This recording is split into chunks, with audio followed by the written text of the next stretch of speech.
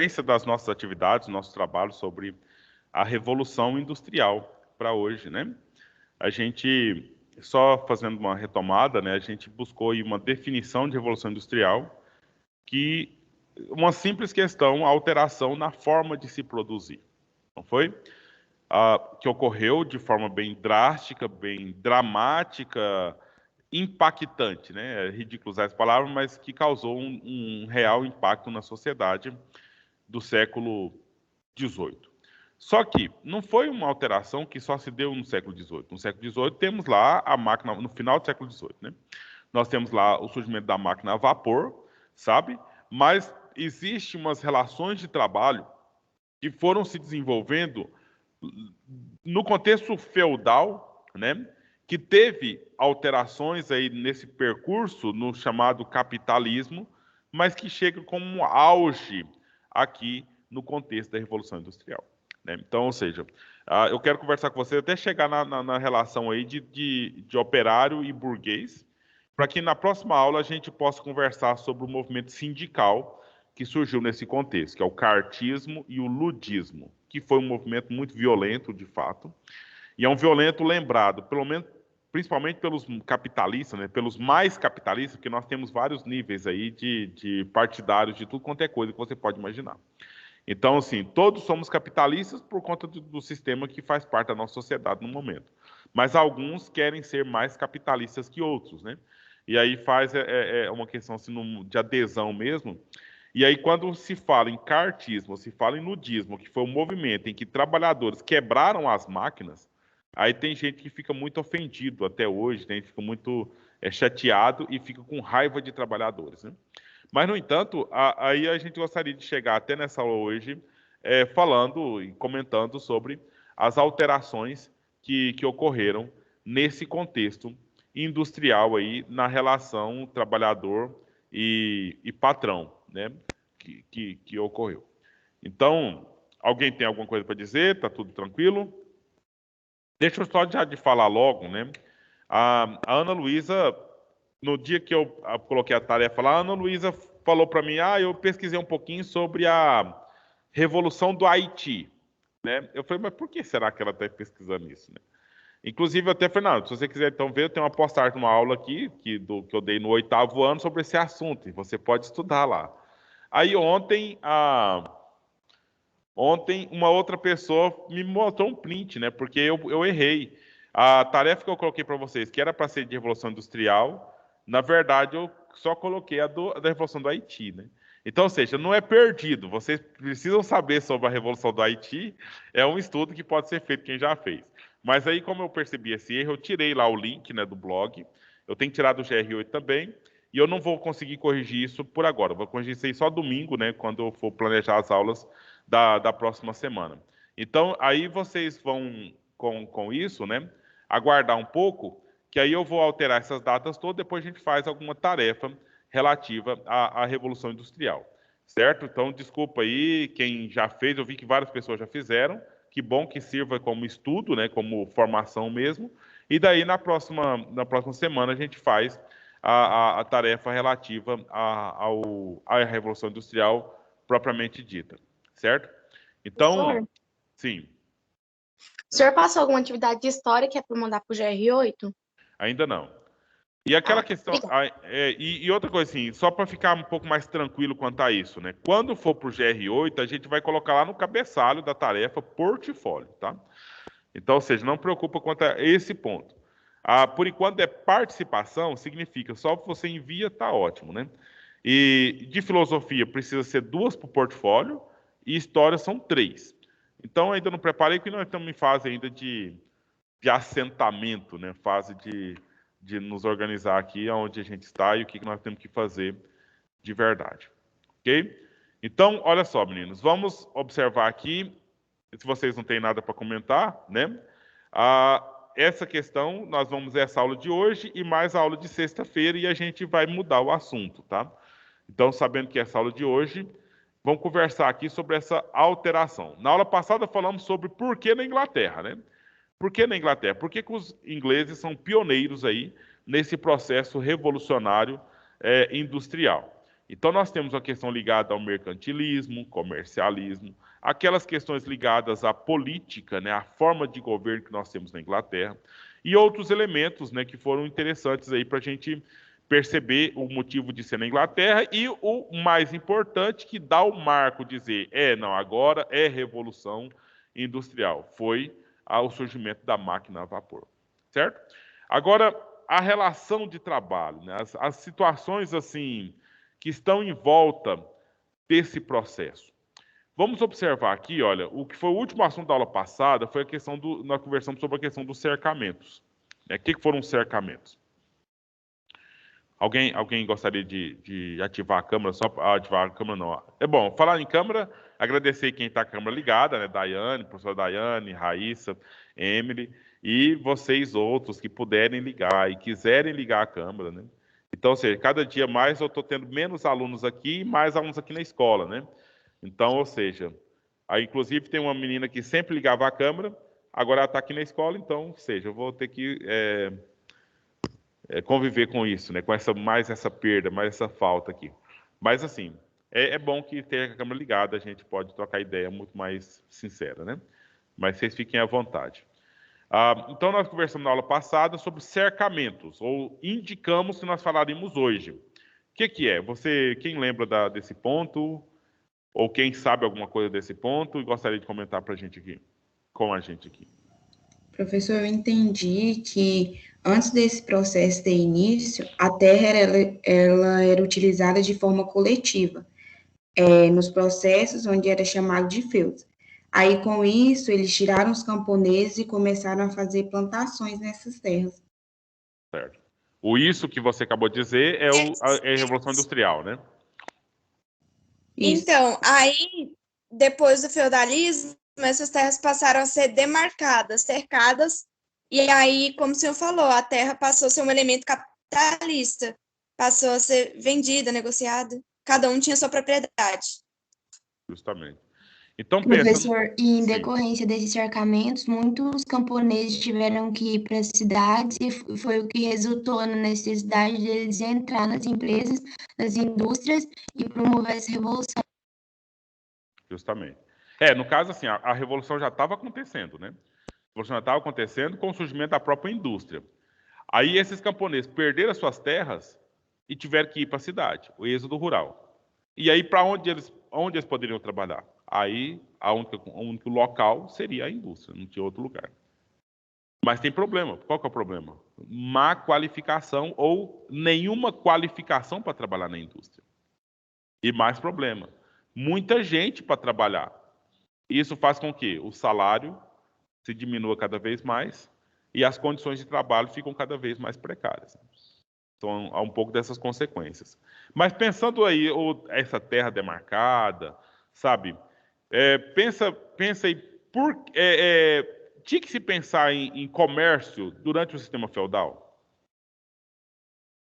Tinha que se pensar em comércio? Porque qual que é a definição de feudo? Vocês lembram de algum comentário nosso sobre a definição de feudo? Ou sistema feudal? O que é o feudo? As pessoas trabalhando para o senhor feudal. Certo, mas o que é o feudo? O que significa a palavra feudo? Se fosse utilizar a palavra feudo hoje, a gente trocaria por qual palavra?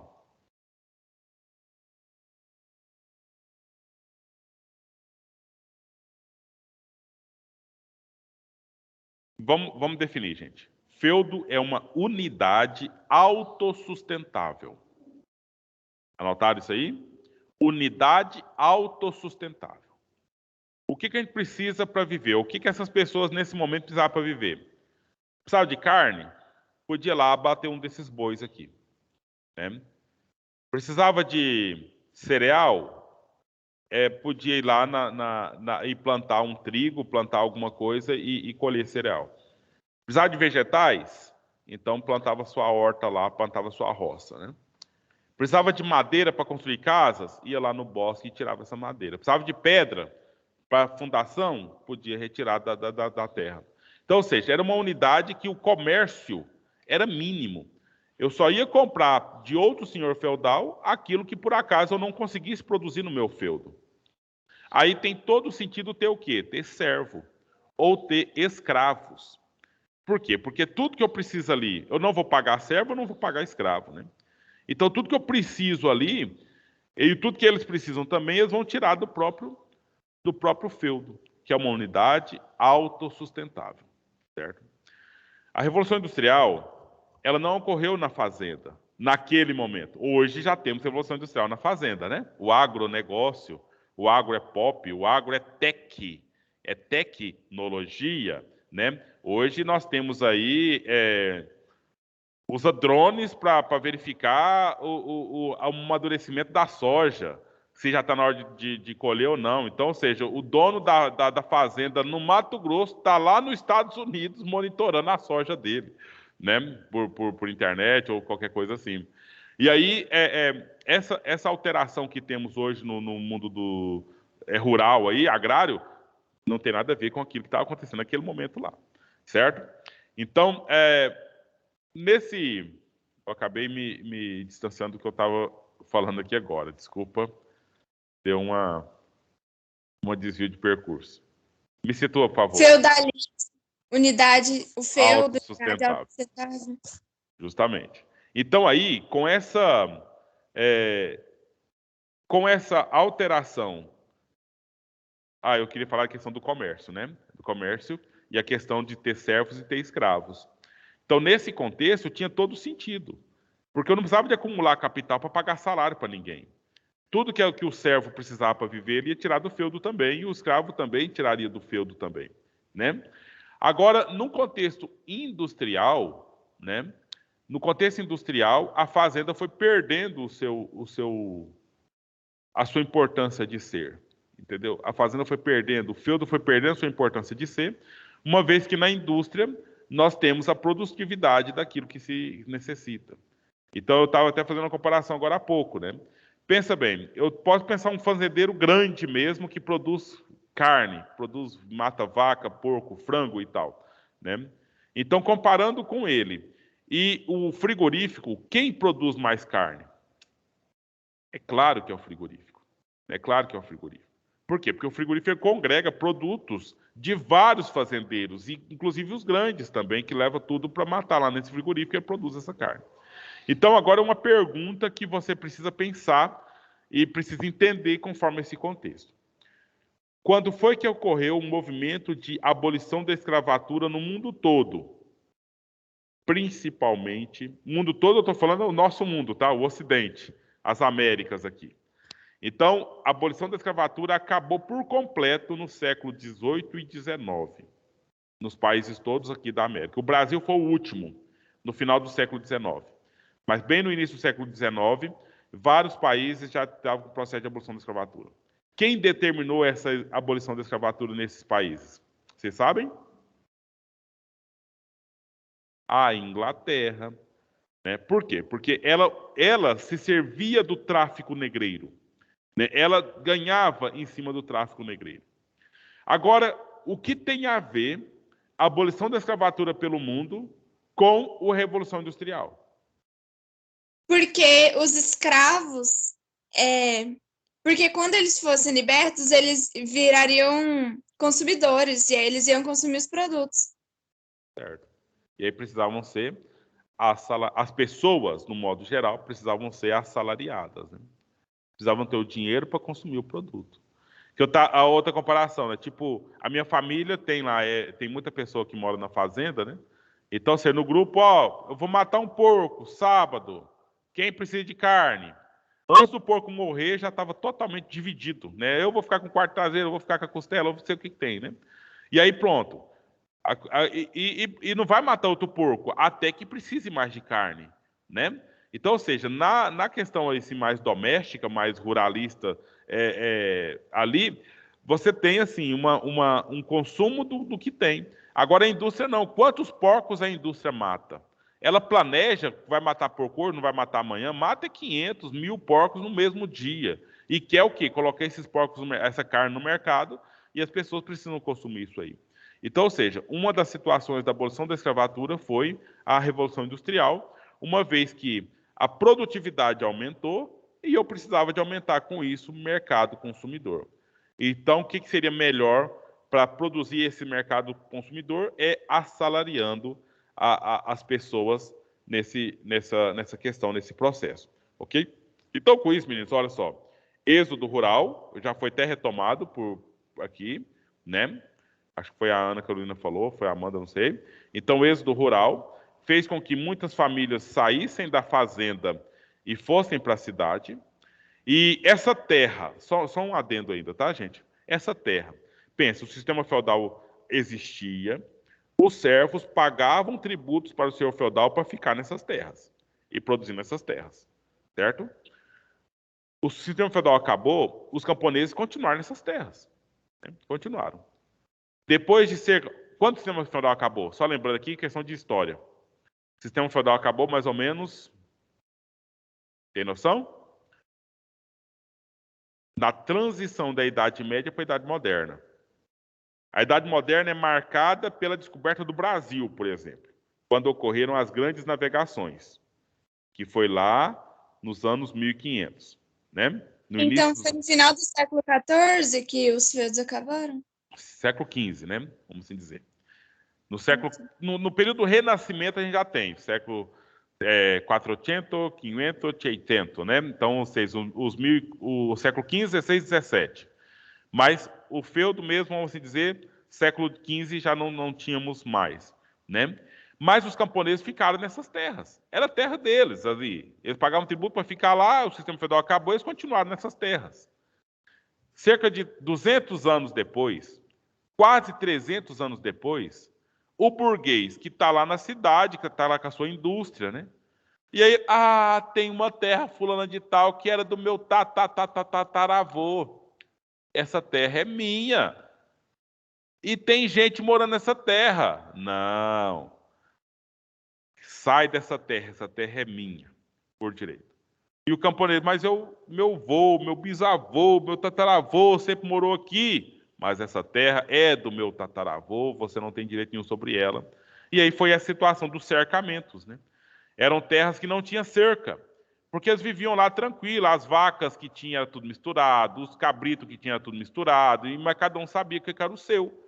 Aí vieram os burgueses, que já estavam muito bem estabelecidos na cidade, com suas indústrias. Não, vou buscar a terra que é minha por direito, né? E aí estabeleceu esse nome, por isso esse nome, viu, Raíssa? Esse cercamento. Uma terra que estava lá, agora ela foi cercada. Ela foi determinada a propriedade. E aí já que a terra está lá, vamos produzir alguma coisa nela para que sirva de matéria-prima para a própria indústria, né? E com isso, nesse êxodo rural, aumentou a população das cidades e a mão de obra ficou disponível para que essas pessoas então trabalhassem nas indústrias, né? E lá dessa terra podia tirar o minério, podia tirar a madeira para fazer carvão para funcionar a máquina, podia criar ovelha para tirar a lã, então podia fazer muitas coisas nessas terras porque para o alimento da própria indústria, ok? Então um pouco dessa situação que a gente pode observar.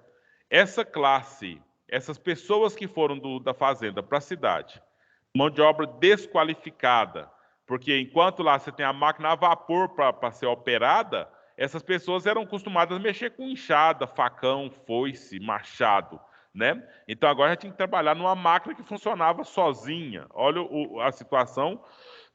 Pensa quantos acidentes, quanto perigo essas pessoas passaram por ali e sem nenhuma lei trabalhista, porque não existia. O trabalhismo começou nesse contexto, certo? Toda e qualquer pessoa, veja bem, aqui, ó. Se você olha para essa imagem aqui, né? Você olha para essa imagem aqui, você tem o artesão que está na casa dele, usando a máquina dele, com a família dele, usando a matéria-prima dele, produzindo o produto dele e vai levar para a feira para vender aquele produto. Certo? Tudo dele. Agora, no sistema industrial, o local de trabalho não é dele. A máquina não é dele. A matéria-prima não é dele. Certo? Ele não é dele. O que ele tem para oferecer? A única coisa, força de trabalho. Trabalho. A força de trabalho. Só. E aí ele não é dele por quê? Porque da hora que ele está ali, ele está ganhando o salário dele, tudo que ele produz não é dele, é tudo do patrão. O patrão, né, o burguês, ou outro nome, o capitalista, certo? O capitalista, ele é dono o termo mais adequado aqui, ele é dono dos meios de produção, certo? Eu perdi aqui o ponto. Então, o burguês, ele é dono dos meios de produção. Esse meio de produção é tudo aquilo que é utilizado para se produzir. Deixa eu só achar aqui. Meios aqui, certo? Então, aqui nós temos duas classes que surgem nesse contexto. A classe dos trabalhadores, dos operários, né, que só tem essa condição de trabalho, e a classe do burguês, que ele é proprietário dos meios de produção. Ou você pode chamar o burguês de capitalista. Ele é dono da matéria-prima, ele é dono da fábrica, ele é dono da máquina, ele é dono do banco, ele é dono da terra e é dono de qualquer outros bens que são necessários aí para a produtividade. E outra coisa, ele é dono também de todo o lucro que pode ser gerado com o aumento da produtividade advindo das novas máquinas. Até as novas máquinas é dele. Por quê? Porque o burguês, sem talento, o burguês sem criatividade, que não dá conta de produzir aquilo que ele vende, aquilo que ele produz para vender, o que ele faz? Ele compra as ideias. Justamente, compra, paga e é dele, né? Compra, paga e é dele. Eu não sei se eu até comentei com vocês, eu fiz a minha especialização em gestão financeira. E eu tinha um colega de aula, né, que era dono de uma empresa lá em Goiânia, uma confecção que fazia essas camisetas, essas t-shirt evangélica, né? Então, ou seja, umas camisetas muito bonitas mesmo, né? Mas ele não sabia nada de computação, não sabia nada de design gráfico, e tinha um sujeito, um rapaz que trabalhava para ele, que produzia. Então, todas as camisetas que ele fazia e vendia muito bem, era esse rapaz que criava os designs, né? E ele foi caminhando assim, pensando, gente do céu, se esse rapaz resolve estudar fora do país, se esse rapaz resolve ir para outra empresa, se esse rapaz resolve abrir uma empresa para ele, eu estou lascado, a minha empresa vai à falência porque eu não vou ter produto para colocar no mercado, produto de reposição. E falando de camiseta, estou falando de moda, né? Então tem que ter toda essa situação aí. E aí ele se viu na situação de chamar o rapaz para se tornar sócio. Vai ser meu sócio. Quer ser meu sócio?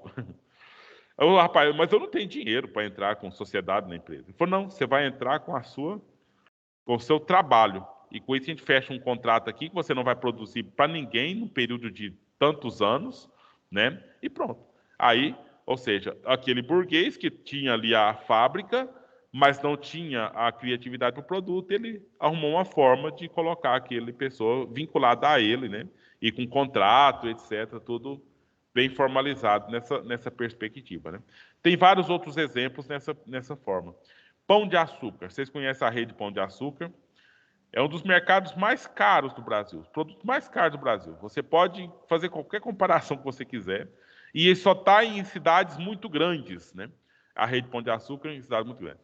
Eles têm lá um lance, por exemplo, e não só eles, vários grupos, mas eles têm um lance lá de participação no lucro da empresa. Todo e qualquer funcionário recebe, no final de ano, uma proporção da participação nos lucros da empresa, certo? Então, pensa lá, uma pessoa que trabalha na limpeza, ganha lá R$ 1.300 por mês, no final do ano, foi auferido um lucro lá da empresa, que é bilionário, né? E cai lá R$ 1.000 na conta dessa pessoa. A pessoa fica muito feliz. Então, ela se sente o quê? Não se chama lá de funcionário, empregado, chama de parceiro. Chama de parceiro. Ou seja, a pessoa se sente dona da empresa. Aí, com isso, pensa essa pessoa na relação de trabalho. Não deixa perder nada. Tudo vai ser vendido porque vai gerar lucro para a empresa, né? E ela acaba, então, tendo um empenho um pouco maior, né? Sabe, até na questão lá de organizar o iogurte lá na câmara fria, né? Coloca os que estão próximos de vencer na frente para que o consumidor pegue aqueles e não perca nenhum produto lá. Enfim, vocês compreendem, né? Então, é esse tipo de relação que no mundo de trabalho ocorre. E, segundo Marx, acaba sendo uma relação ainda de expropriação, né, de alienação. Porque, na verdade, o capitalista coloca um monte de gente para preservar a empresa e pessoas que têm essa participação no lucro aí, mas é uma coisa muito ínfima perto do que o dono do Pão de Açúcar tem, né, nesse contexto. Ok? Então, o que acontece? O proletariado só tem a força de trabalho, né? E nessa Revolução Industrial aí, essa força de trabalho recebe um salário para sobreviver, e com isso, e para comprar as coisas da indústria, e com isso tem que nascer o quê? A compra parcelada, né? Porque, com certeza, o salário que o trabalhador recebe não compra aquilo que ele produz. E é muito tranquilo você ver, por exemplo, pedreiros que moram de aluguel, né? Pedreiros que moram de aluguel, o que fabrica carros não tem carro, né? E essas coisas nesse sentido aí da situação. Agora, meninos, o finalzinho da nossa aula de hoje, certo? É sobre as relações as condições de trabalho. Que, pensa bem, quando nós falamos aqui, eu repito do início da aula, na próxima aula, cartismo e ludismo. Reações violentas de trabalhadores contra o capital, contra a fábrica, contra o dono da fábrica. Mas vamos observar a relação violenta que os trabalhadores eram submetidos. A escravização acabou, mas você acha que os gerentes das fábricas não batiam nos seus funcionários? Sabe? Eles preferiam, por exemplo, olha só, gente, preferiam contratar mulheres e crianças, porque são mais dóceis. Ele bater numa mulher, bater numa criança, não ia dar nada. Bater no homem, talvez ele poderia até o homem revidar, mas a mulher não, choraria caladinha, obedeceria e ainda no final das contas achava que a culpa era dela, né?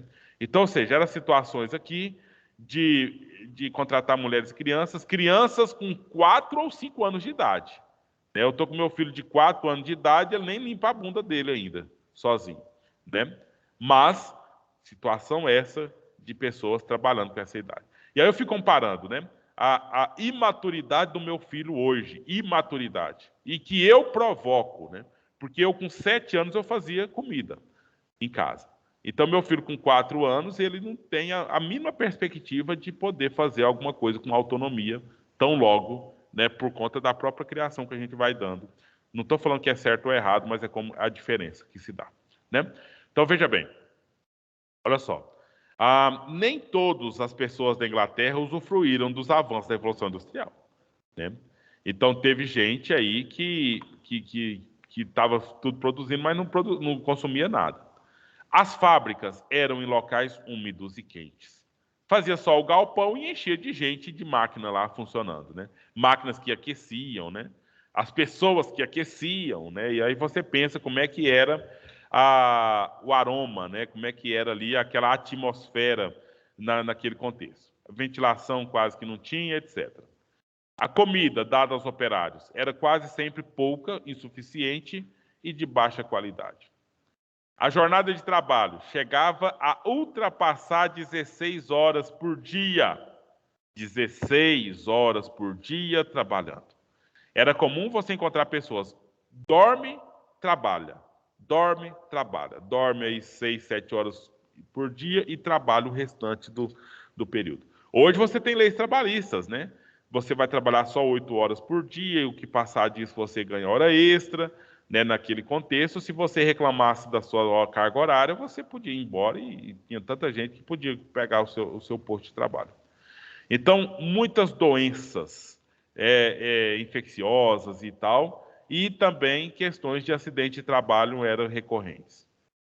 Os trabalhadores eram vigiados, sofriam punições, castigos físicos, e salários eram todos insuficientes. Coloque um desenho aqui de uma atmosfera na fábrica, né? Tá vendo as pessoas aqui, o fiscal de produção desenhado aqui, observando quem estava trabalhando, quem não estava trabalhando, né? E aí era muito comum esses fiscais, esses gerentes aí, carregarem chicote para resolver a situação que ocorria. Ok, meninos? Então, the time is gone, né? Então, nós vamos, na próxima aula, falar daquele movimento que eu falei para vocês, dos movimentos sindicais, em resposta a essas condições de trabalho que os trabalhadores experimentavam lá. Ok?